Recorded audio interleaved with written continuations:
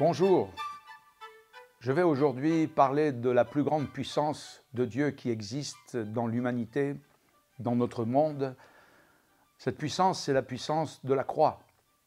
Et j'ai sous les yeux ce verset de l'Évangile qui nous dit que pour nous qui sommes sauvés, la croix, c'est une puissance de Dieu.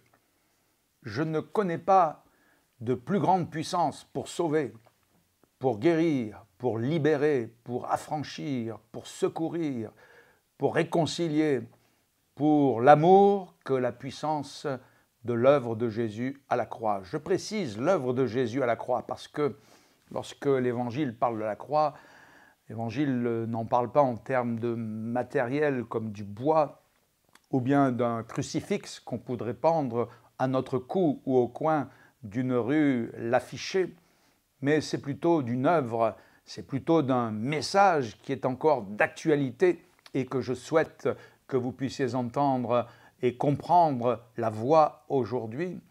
C'est une œuvre qui n'est pas née dans le cœur d'un homme ou dans le cœur d'un fondateur de religion ou d'un poète ou bien d'un philosophe. C'est une œuvre qui est née dans le cœur de Dieu avant même que le monde n'existe parce que Dieu avait prévu en Jésus ce moyen de salut, cette puissance de Dieu exceptionnelle et incomparable qu'est la croix. Il y a dans l'œuvre de Jésus à la croix un message.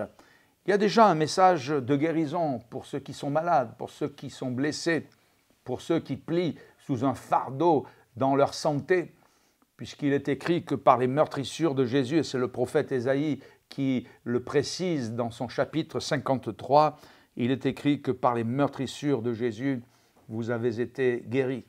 Alors que généralement, dans l'histoire des hommes, les meurtrissures appellent les meurtrissures, les blessures engendrent les blessures, les coups appellent les coups. L'histoire des hommes n'est que cette réalité de guerre, de blessures, de règlement de comptes, de vengeance dans tous les peuples, dans tous les pays et hélas dans trop de familles. Nous en avons la démonstration dans notre société d'aujourd'hui au XXIe siècle. Cependant, Jésus est venu pour renverser les choses.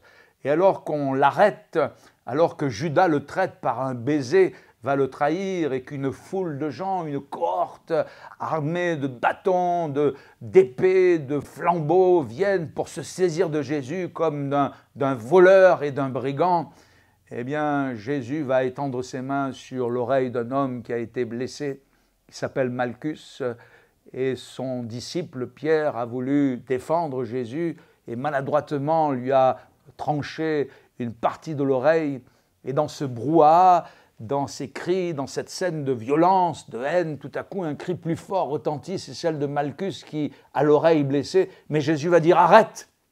Et il va poser sa main sur l'oreille blessée et il va guérir Malchus. Les meurtrissures de Jésus qu'il va endurer dans sa passion, dans sa crucifixion, elles appellent sur votre santé la guérison. Vous pouvez être guéris parce que Jésus a porté vos maladies en son corps sur la bois quand il est mort, quand il a donné sa vie. Et chaque goutte de sang de Jésus nous parle de guérison, de bénédiction pour votre santé. Ainsi, la croix est la puissance de Dieu pour les malades et elle nous parle de guérison.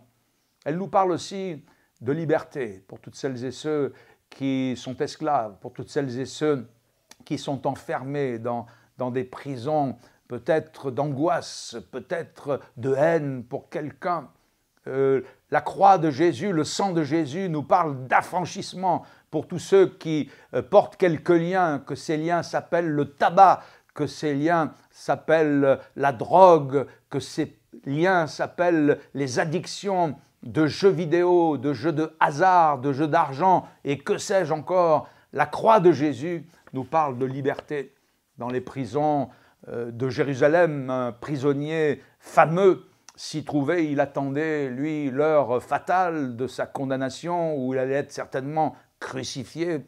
Il s'appelait Barabbas et tout à coup, on vient vers lui, on ouvre les portes de sa prison, on ouvre les portes de son cachot, on enlève ses liens et Barabbas est surpris, il se dit mais pourquoi suis-je tout à coup libre?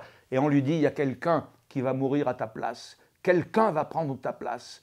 Et c'est Jésus qui a été crucifié à la place de Barabbas. On a préféré crucifier Jésus à l'époque dans ce procès totalement injuste et libérer le prisonnier qui avait du sang sur les mains dans une sédition, il y avait eu un meurtre. Eh bien, Barabbas s'est retrouvé libre alors que Jésus était crucifié à sa place. Jésus a pris ta place. Nous sommes tous des Barabbas du XXIe siècle avec nos chaînes, enfermés dans nos cachots, enfermés dans nos prisons. Et si c'est ton cas aujourd'hui, je veux te dire que Jésus a pris ta place, que Jésus est mort pour toi, pour que par son sang versé, par son œuvre à la croix, tu sois parfaitement affranchi, tu sois libre. Et l'Évangile nous dit que lorsque Jésus affranchit quelqu'un, celui-ci est réellement libre. Si le sang de Jésus parle de guérison, s'il parle de liberté, il parle aussi de bénédiction. Il y a eu cette scène de couronnement incroyable où les soldats, avec ces épines d'acacia d'Israël, lui ont tressé une couronne d'épines qu'ils lui ont mis sur la tête. Son visage était maculé du sang de ses meurtrissures. Avec un roseau, il lui tapait sur la tête, il se moquait de lui en lui crachant au visage. Il disait « Salut, roi des Juifs, dis-nous qui t'a frappé ?» Mais les épines dans la Bible nous parlent de malédiction. Il n'y avait pas d'épines quand Dieu a créé le ciel, la terre, l'univers. Les épines sont venues et ont été introduites à cause du péché. Et à cause du péché, il y a eu même sur le sol comme une malédiction. Et Dieu a dit, désormais le sol sera maudit et il produira des ronces et aussi des épines.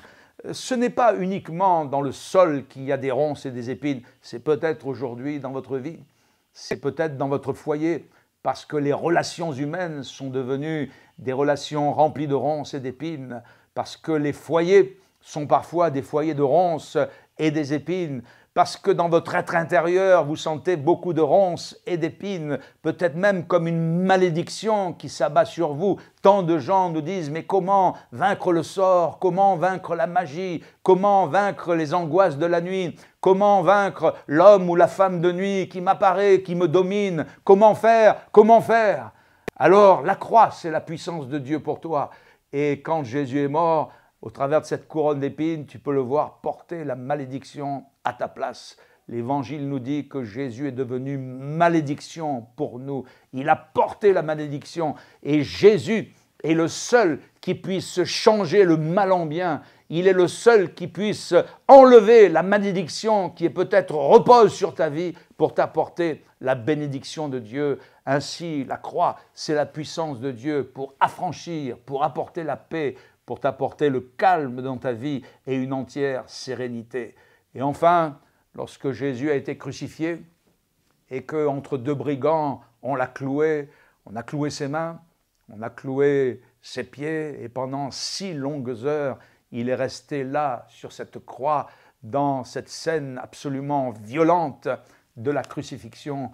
L'une des premières paroles qu'il ait pu prononcer, c'est celle-ci, « Mon Dieu, pardonne-leur, Père, pardonne-leur, car ils ne savent ce qu'ils font. » Et Christ, nous dit l'Évangile, est mort pour nos péchés. Ce n'est pas par hasard, ce n'est pas de maladie, ce n'est pas de vieillesse, il avait environ 33 ans, ce n'est pas à cause d'une overdose, mais c'est à cause de nos péchés. Et quand Christ est mort, autour des scènes de la passion du Christ, un peu avant, pendant, nous retrouvons tous les péchés de l'humanité, que ce soit l'arrogance, que ce soit le mensonge, que ce soit la haine, que ce soit les insultes, que ce soit la vie sexuelle déséquilibrée d'un Hérode qui avait pris la femme de son frère, d'un Pilate qui était un lâche, la lâcheté, l'indifférence d'un Simon de Cyrène, les passions des hommes qui, au pied de la croix, au travers de ces soldats, se partageaient sa tunique. Je ne sais pas quel trop genre de jeu de hasard pratiquait-il, mais aujourd'hui ils sont nombreux, ces jeux qu'il y a aux 4 coins de rue, dans les écrans et en particulier sur Internet, et beaucoup en sont accros. Christ est mort pour nos péchés et il l'a fait par amour. Ce ne sont pas les clous qui ont retenu Jésus sur la croix, S'il avait voulu s'en libérer, il aurait pu le faire. Ce ne sont pas les Romains uniquement qui ont crucifié Jésus.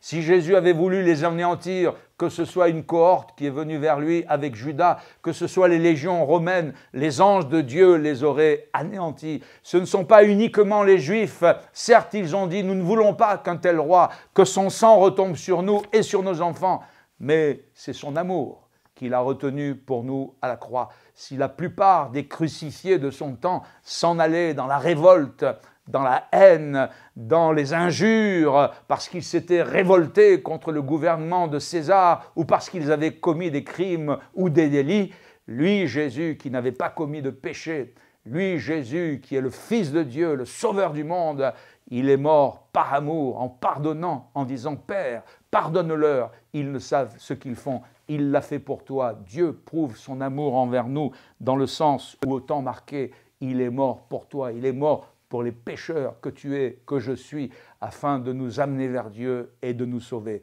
Oui, tu peux aujourd'hui expérimenter dans ta vie, dans quelque domaine que ce soit, dans ton âme, dans ton corps, dans ta famille, dans ton avenir, dans tes nuits, dans ton travail, tu peux expérimenter la puissance de la croix qui est efficace, qui est éternelle et qui est pour toi aujourd'hui. Saisis-la, crois en Jésus et tu verras la gloire de Dieu dans ta vie.